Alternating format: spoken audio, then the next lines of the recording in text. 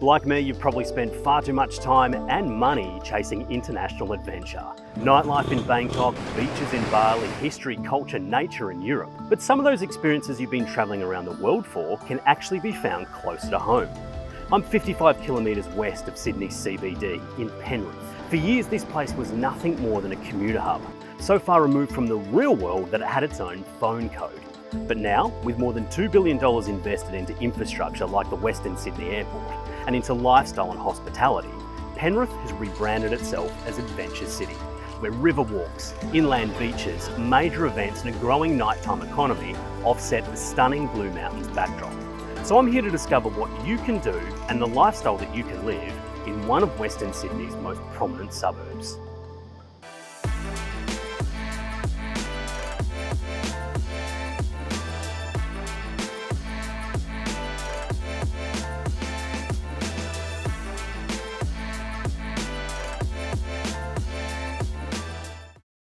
Penrith sits at the foot of the Blue Mountains, a World Heritage National Park of cliffs, waterfalls and eucalyptus bushland.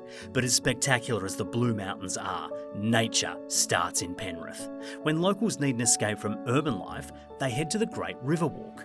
Penrith Valley Chamber President Richard Fox explains why the Bridge to Bridge section is a local favourite. Rowing's got a strong tradition here. Paddling's emerged. There's rowing clubs and there's a kayak club and dragon boating. Those groups use the river a lot. The National Women's Training Centres here in Penrith. And lots of people walking across the bridge. Just out enjoying their day. Cycling, running. And the walk is such, it's bridge to bridge is the most popular thing. So we're talking about 6.8 Ks or something like that? Yeah, in the 6s, depending on the little detours that you take, 6.4, 6.8. It feels like a weekend getaway without the getaway. It's just on your doorstep. You feel like you are actually in nature. It's a nature-based experience. It wasn't that long ago that Penrith was considered a dive. It was too far away, too rough, too hot. While the heat still remains, everything else has changed. So how has Penrith emerged into a desirable city? Well, it didn't happen overnight. I've lived here since 1998. There was the Beef and Barramundi restaurant up the river, that was it. There was the log cabin that's been here sort of since the early 19th century, and that was it. I think it's happened gradually. A little bit of history here too. This is the old police outpost. It's been restored beautifully. Right. So it's a heritage building and then turned into the destination. You would have needed a pretty strong police force back in the day in Penrith, wouldn't you? A mighty force of one, I hear, on horseback. Well, not much was going on It there. was to house the constable of the time. So it wasn't actually a working station, it was a place of residence? Yes. Yeah, okay.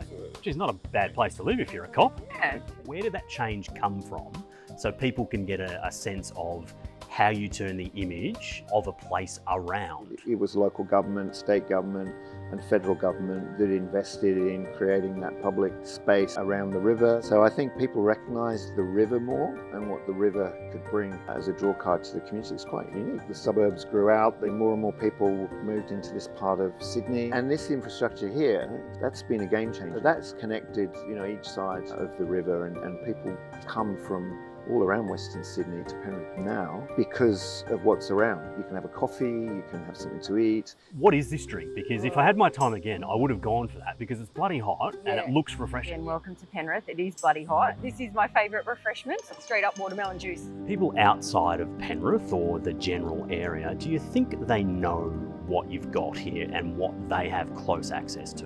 The funnest element is that people come here and I think they're just genuinely shocked at its natural beauty and the quality of our restaurants and cafes and venues. I think there's a sense of surprise. Penrith Valley Chamber General Manager Stacey Randall has real-world experience. She's lived in the US, in Melbourne and in the blue ribbon Sydney suburb of Manly, but she gave all of that up to live in Penrith. Why?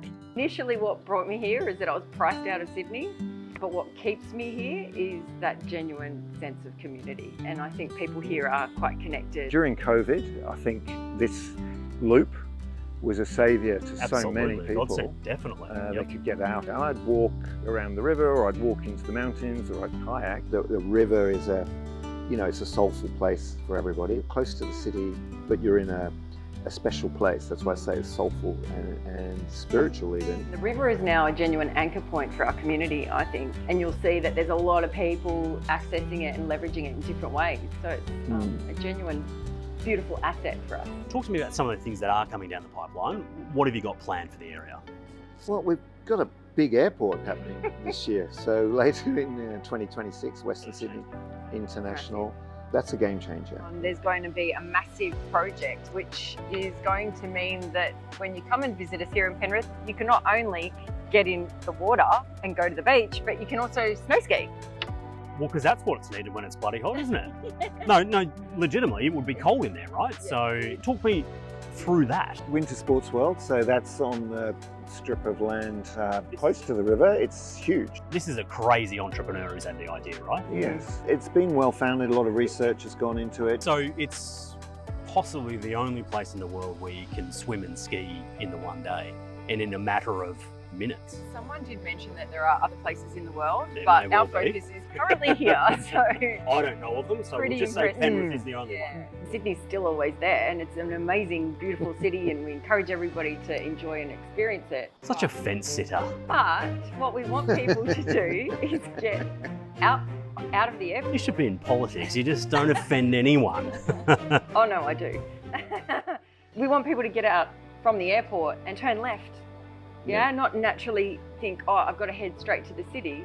We want them to come and experience what's going on here and use us as a gateway to the mountains as well. You're quite the celebrity in town, but when you come on this walk, it's your dogs that get all the attention, isn't it? They do, yeah. So my dog is Pink and her companion is Norman. It is true that people remember the dogs better than they do the grey old men walking them. Proving that Richard really does love the Great River Walk, we returned to shoot extra footage the following day, and who did we see? Richard, with his popular dog Pink and her boyfriend Norman. You want proof that Penrith is hot? Look at my sweaty, shiny face and flustered look. For the longest time, the only relief you could get out here was a sand and gravel quarry, the largest in the Southern Hemisphere, but you couldn't swim in it back then. Fortunately, Western Sydney Lakes and the New South Wales Government had the foresight to fund, develop and manage Penrith Beach. Western Sydney Lakes General Manager, Andrew Bondini, is overseeing the project. The biggest challenge is Western Sydney doesn't have a space like this. They've got to travel 2 hours. You can't go to the local pool? Local pool's there, but it's not the same, right? It's that beach environment. 20 minutes down the road, we've got absolutely the best equivalent to a beach that's in the eastern suburbs. Did the idea come first, or did the demand come first? Where people in the community saying, we need help here, it's bloody hot. Isn't it like 10 degrees hotter in Penrith than anywhere else? And the rest. Yeah, I think bump it up a couple more. Well, right? standing here, I think you're right. The community was saying, let's get something going here, or was it? It's a bit of both. The community was a big part of, there's this amazing space, how do we get access to it? But there was some really good forethought and vision, well back in the 80s by the keepers then. The last couple of years, that really got kind of ramped up with public community and opinion saying it's getting hotter year on year, climate change. And the New South Wales Government really stepped up. They helped invest with Western Sydney Lakes and built a great asset. It's all well and good to say yes to an idea, but taking it from a quarry into something that's fit for purpose for patrons to come down here and swim is obviously a challenge in itself. What goes into taking what is an industrial type site or environmental site into a beach? The beach and the engineering that went with it was really clever. It's a passive system, it self-regulates. It's the most amazing thing about it. Premium crystal blue, clear turquoise water. It's like you're in the Mediterranean. It's a mini Mykonos. Sounds as though you had a bit of experience over there. A little bit. Budgie smugglers?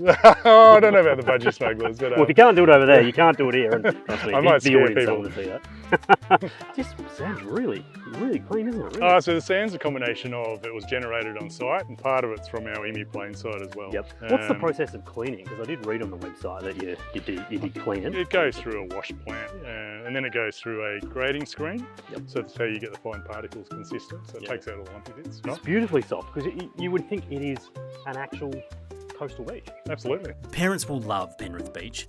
There's no waves, no sharks, no stingrays, no jellyfish, no octopus, no worries. But if there is trouble, help is close by.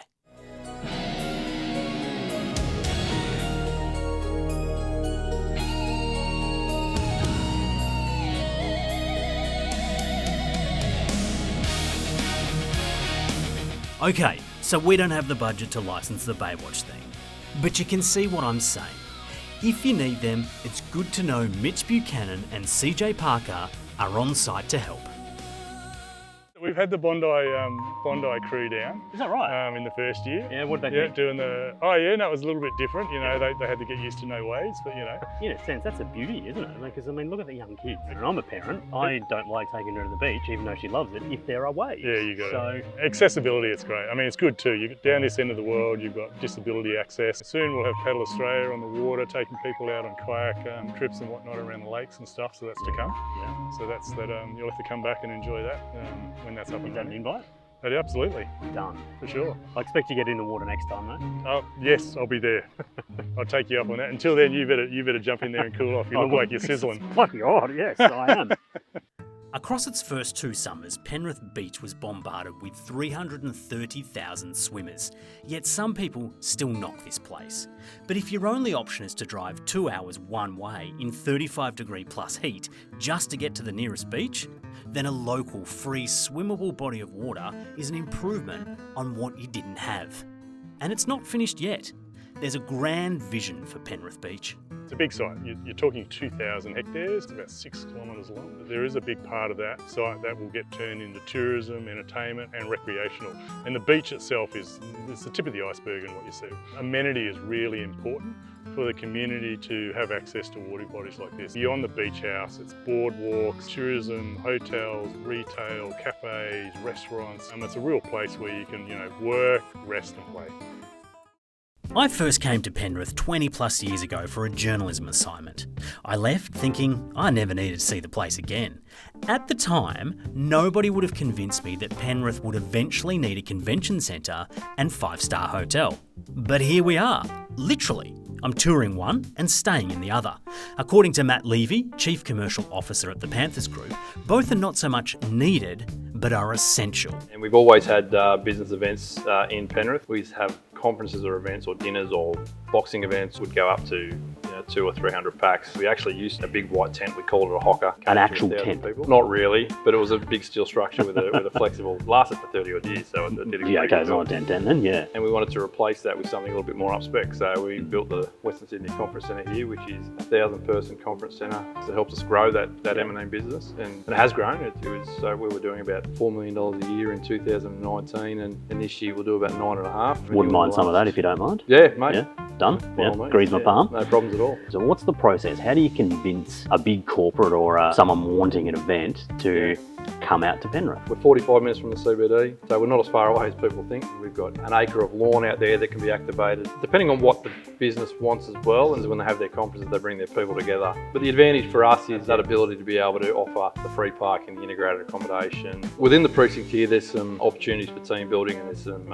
entertainment opportunities. There's iFly down under across the road, which is indoor skydiving. We've got simulated water ski park. There's aqua golf, which is a golf activity. You're a golfing man, and you I am. like to get yourself down there, do you? Yeah, not so much aqua golf, but no, I don't mind going all Oh, proper gee, golf just course. sell it, mate. Yeah, good on you. There's activities on the precinct, but also within Penrith, and we literally are the gateway to the Blue Mountains, which is the second most visited tourism destination in New South Wales. In terms of the airport arriving, which is pretty soon, Western Sydney Airport, what does that mean for you and this convention? We're in a really good position. We've got a premium product before the airport opens. It will certainly impact the Western Sydney economy and the Penrith economy. It's not going to be a switch, it won't happen overnight. The airport will act as a driver for further investment, and we want to tell people as you fly into Western Sydney Airport, anchor your stay in Western Sydney. You don't need to stay in the CBD the whole time. It's not a case of either or. Go and have a look at the Opera House and the Rocky and Bondi Beach, do all that, but once you do that, Come back here. go and experience the Blue Mountains, or go and experience the Hunter Valley, or go and experience the South Coast. Easily accessible from this location, probably at a more competitive rate too in terms of hotels. So.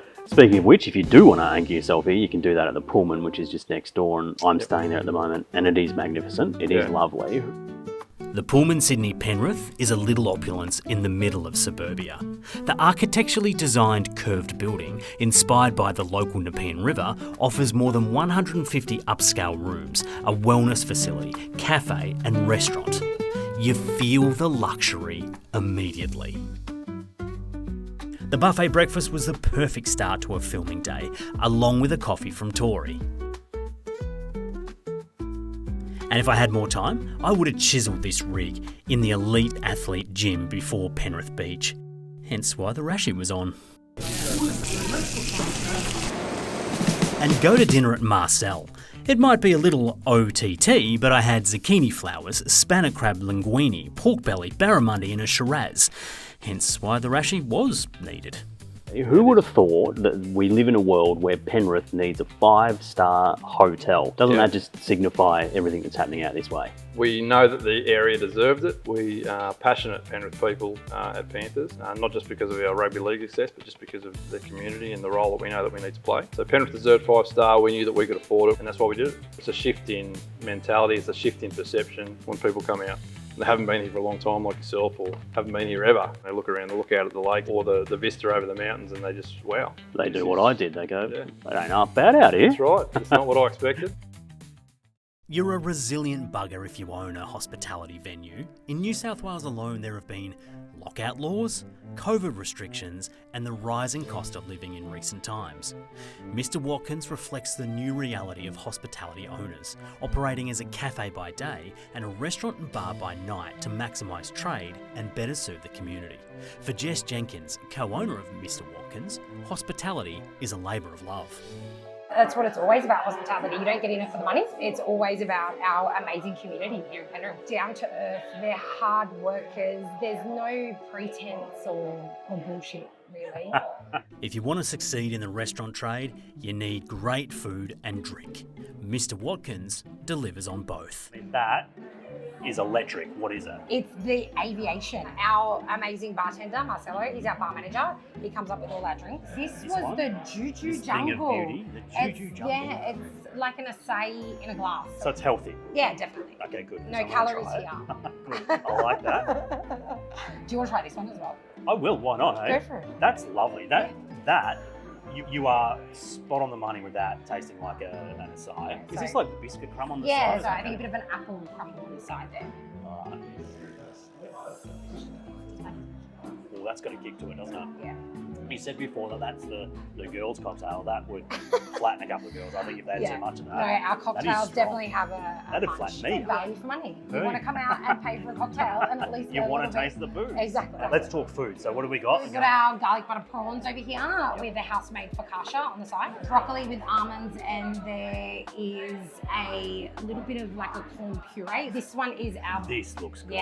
beef asado Yep. with a chimichurri on I mean, top. look at that fat on the side. Yeah. It's calling my name. Yeah. This one here is our sticky pork. It's cooked in a master stock and then pressed down. A pel couscous salad with beetroot hummus and some beetroot there. And this is our lamb croquette. You mentioned before the community of Penrith. Who is your customer base coming in here? We start with our tradies that come on through and get their coffees and brekkie rolls and all of that from 6 o'clock in the morning. Definitely a lot of business owners and families, locals. We get a lot of our little old ladies that come in Really? for their scones and tea. Yeah, right. I didn't and- see you as the highbrow I know. ladies that afternoon tea type of person, but It's then the here we are. London time rubbing off. But yeah, nights is also the same. We get older customers in for drinks, like heaps of girls that come in for cocktails. And we do like a book trivia night, so that's really popular for the young ladies. How'd you come up with those ideas? I think you have to be a bit innovative in hospitality. And I think these days it's not just about the food and drinks as well. You've got to give them that extra reason to come on in and sit in your space and enjoy it. How long have you been in Penrith for? We celebrated our 8th year in November last year. Congratulations. Thank you. And that's in terms of the business, Mr. Watkins, Yes. or you, Yep. and in terms of living here. We moved out here, me, my husband and the kids moved out here about 5 years ago. Have you seen the place change over that time? Yeah, it has, massively. I think How? when we opened on High Street, I think we were really the first small bar type of thing in Penrith. Yeah, when we opened here, it was a lot of chemists, real estate agents, lawyers, sort of that daytime economy thing here. I guess the High Street was a little bit dingier back then. And then we opened and it just went absolutely cracking. Right. The community and maybe the entrepreneurs in the community saw, oh, hey, this is actually working here. Yeah. It's just kind of grown since then. If I was to go to some of the other suburbs in Sydney and I said, I was in Penrith and it was pretty good, they go, bullshit. Yeah. What do you want to say to those people who constantly knock you down as a suburb? I would and say take come the check it piss? out. I have friends over that used to live out in Enmore and we brought them out here. And they were like, this is a vibe. Like, this is cool. There's so much happening here. So like, there's so much other things to do out here, not just the eating and drinking. How do you want to see the area change? Is it We get a lot of people walk in here and say the lighting's not great, the footpaths aren't great, the outside doesn't look as good as the inside of a lot of venues now. So I'd say we really need to up our game on the outside, make it lean towards an uptime economy. To tackle the challenges hospitality venues face, the New South Wales Government is working to revive the nighttime economy by creating special entertainment precincts and cutting red tape. For Jess, that's a godsend. I just think it means that there's more people coming down to the high street to enjoy the night and know that they can come here for a drink and then pop to the next place for a feed and then go to another place for a drink. There is a diversity of an offering here that there is so much to do. You could really spend a whole night here and have a great time. If you do get everything that you want in a nighttime economy, how are you going to trade that? What are your ideas? Our dream was always that we would have enough people and customers to be able to open every night and every day. Cafes 7 days, but the night time is sort of the back end of the week because we are still a bit suburbia out here. I think with the airport opening as well, like that's going to be a 24-hour airport. People arriving at all times of the night, wanting a feed, wanting a drink. Maybe eventually down the road that will be possible, but I think it's a bit of a thing of cart before the horse are going. So it's just, we need them to come and to build that need and then we'll be here for them, definitely. When planning a night out in Sydney, you'd usually think of the King's Cross, Oxford Street or the CBD. But the data tells a different story. According to the Data After Dark report, some inner city hotspots aren't as strong as what they once were, but there's been a real surge in Western Sydney, with Penrith seeing significant growth in its nighttime economy. Theo's Rooftop Bar. It was developed and owned by a scenic group, and it caters to what patrons want. Cocktails, alfresco dining, rooftop pool, sunsets, and it stacks up to the sky bars that you go to Bangkok, Singapore, Paris or Madrid. Theo's represents Penrith's new image, luxe and glamorous. But glamour is in the eye of the beholder.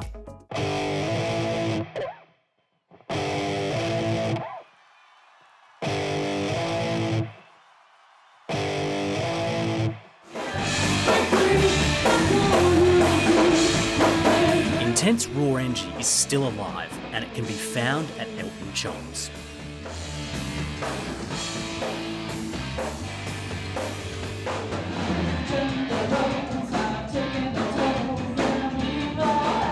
In Penrith, it's easy to find your tribe. For years, Penrith was the punchline. Rough, tough, a place you'd only move to if you couldn't make it elsewhere in Sydney. But the locals knew something that the rest of us didn't, that their forgotten commuter suburb was brimming with potential. Since then, slowly but surely, Penrith stood up, stepped forward and demanded to be noticed.